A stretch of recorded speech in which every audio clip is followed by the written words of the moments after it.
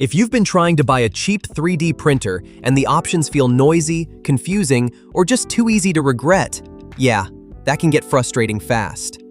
So in this video, I'm breaking down the top 5 cheap 3D printers for 2026, from the most budget-friendly picks to the one I'd put at number 1 for most people. And I'll tell you where each one actually makes sense and where it doesn't. The top pick is the Bambu Lab A1, and honestly, that one stands out for a lot of everyday buyers. Let's get into it. But before we jump into the list, tip 1. For most cheap 3D printers, a larger build volume matters more than extra gimmicks. Tip 2. Open frame models usually give you more room for the money, while closed frame printers are better if you want less noise and more temperature control. Tip 3. If you want the easiest experience, look for auto bed leveling and simple software before you worry about anything else. Okay, now let's get into the list.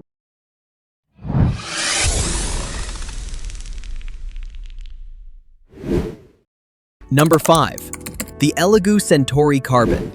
If you want a budget closed frame printer that's ready to print fast, handles more advanced filaments, and doesn't feel like a bare-bones starter machine, this one makes a lot of sense.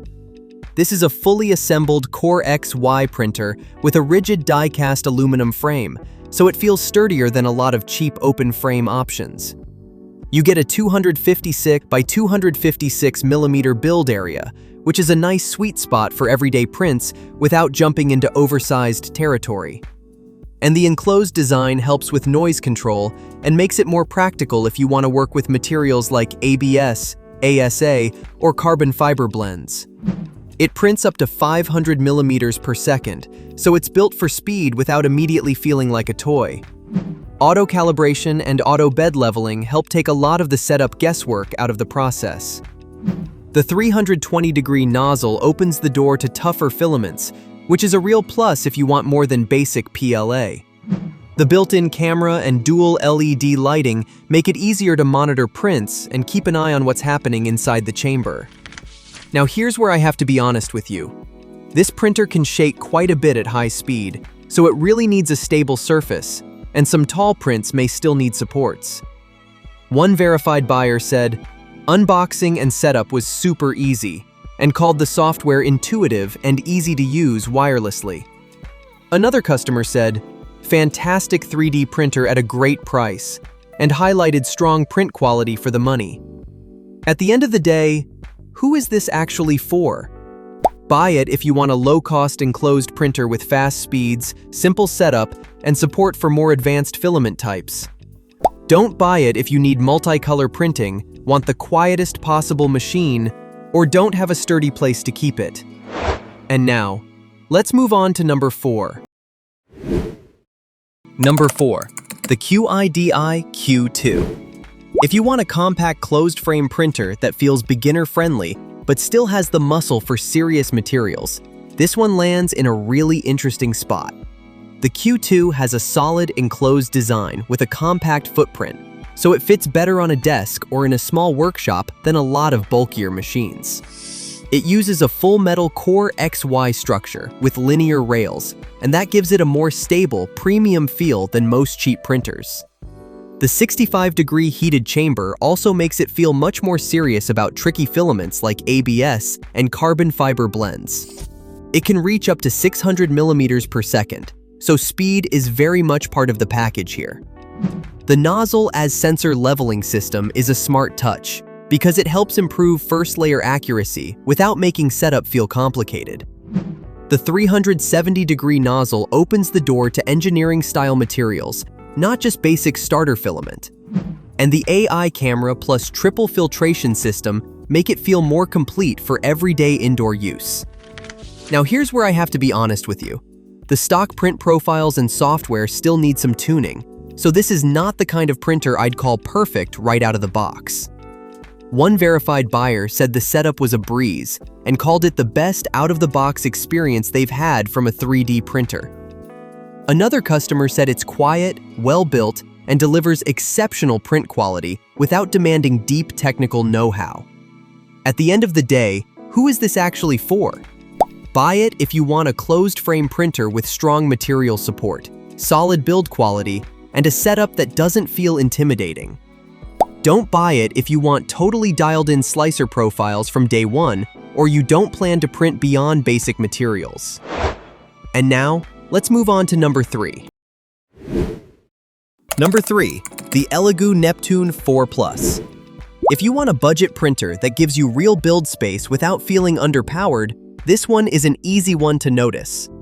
The Neptune 4 Plus is an open frame printer, so you can actually see the mechanics at work while it runs. Its 320 by 320 by 385 millimeter build volume gives you room for larger models or multiple smaller parts in one print. It is also a fairly big machine, so it definitely asks for a real desk or bench space. It can hit up to 500 millimeters per second, so speed is very much part of the package here. Klipper firmware, input shaping, and pressure advance help keep the output cleaner when you push that speed. The 300-degree nozzle and direct drive extruder open the door to PLA, PETG, ABS, TPU, and even nylon. And Wi-Fi, USB, and LAN connectivity make file transfer and remote control a lot more convenient. Now here's where I have to be honest with you. It takes up a lot of space, so it is not the best fit if you need something compact. One verified buyer said setup was straightforward, and the printer handled larger projects without a lot of drama. Another hands-on review said it consistently produced high-quality prints, including some jumbo-sized objects, once it was up and running. At the end of the day, who is this actually for? Buy it if you want a large, capable budget printer and you have room for a bigger machine. Don't buy it if you need a compact printer or you want a closed frame setup. And now, let's move on to number 2. Number 2, the ELEGOO Mars 5 Ultra. If you want a budget resin printer that makes fine detail easier to get and cuts down on a lot of the usual setup friction, this one is a very strong contender. The Mars 5 Ultra is a compact resin printer, so it fits much more easily on a desk than a lot of bigger machines. It uses a 7-inch mono LCD and a clean, user-friendly layout, which helps it feel approachable right away. The overall build is designed to simplify resin printing, from the quick-release parts to the self-leveling system and tilting vat. The 9K mono LCD gives you very sharp detail, which is exactly what resin printing is supposed to be good at. The tilting release system helps reduce peel force, so prints can separate more smoothly during the process. It can print at up to 150 millimeters per hour, which is fast for a resin machine in this price range. The AI camera, self-check, automatic leveling, and Wi-Fi transfer make it feel more modern and less intimidating than older resin printers. Now here's where I have to be honest with you. Resin printing still comes with mess, cleanup, and more setup care than FDM, so this is not the easiest path if you want a completely hands-off experience. One verified buyer said it was largely stress-free and praised the solid build quality, Wi-Fi, and easy setup. Another customer said it is great for beginners with simple setup and good print results once the settings are dialed in. At the end of the day, who is this actually for? Buy it if you want sharp resin detail, easier first-time setup, and a compact machine for small, detailed prints. Don't buy it if you want a low-maintenance printer with minimal cleanup or you plan to print larger objects. And now, let's move on to number 1. Number 1, the Bambu Lab A1. If you want the best budget 3D printer for most people, with easy setup, strong print quality, and optional multicolor printing, this is the one that makes the most sense. The A1 is an open frame printer with a 256 by 256 by 256 millimeter build volume, so it gives you a solid amount of room without taking over your desk. It feels polished for a budget machine, with a clean layout and an easy nozzle system that makes it less annoying to live with. The whole design is built around simple setup and everyday use, which is why it works for beginners and more experienced hobbyists alike. Full auto calibration handles Z offset, bed leveling, vibration resonance, and nozzle pressure before every print.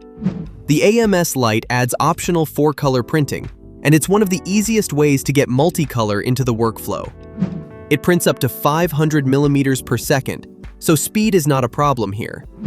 The built-in camera, filament sensors, and MakerWorld one-click integration make it feel simple and connected. Now here's where I have to be honest with you. Multicolor printing creates a lot of waste, and the assembly process is more involved than some people expect. US buyers often praise the high-quality prints and how easy the A1 is to get running. They also like the optional multicolor setup, but plenty of people note that it can waste a lot of filament. At the end of the day, who is this actually for? Buy it if you want a budget printer that's easy to use, prints well, and gives you room to grow into multicolor later. Don't buy it if you care about keeping waste low, want a super simple assembly experience, or need USB connectivity. And now, let's wrap it up. So yeah, if you want the quick takeaway, the Bambu Lab A1 is the best all-around pick. The Mars 5 Ultra is the strongest resin option. The Neptune 4 Plus gives you big print space. The QIDI Q2 is for serious hobbyists. And the Centauri Carbon is a solid, enclosed value choice. I'll leave the Amazon links in the description below. If this helped, hit like, subscribe, and comment which printer you'd actually buy. And honestly, I'll see you in the next one.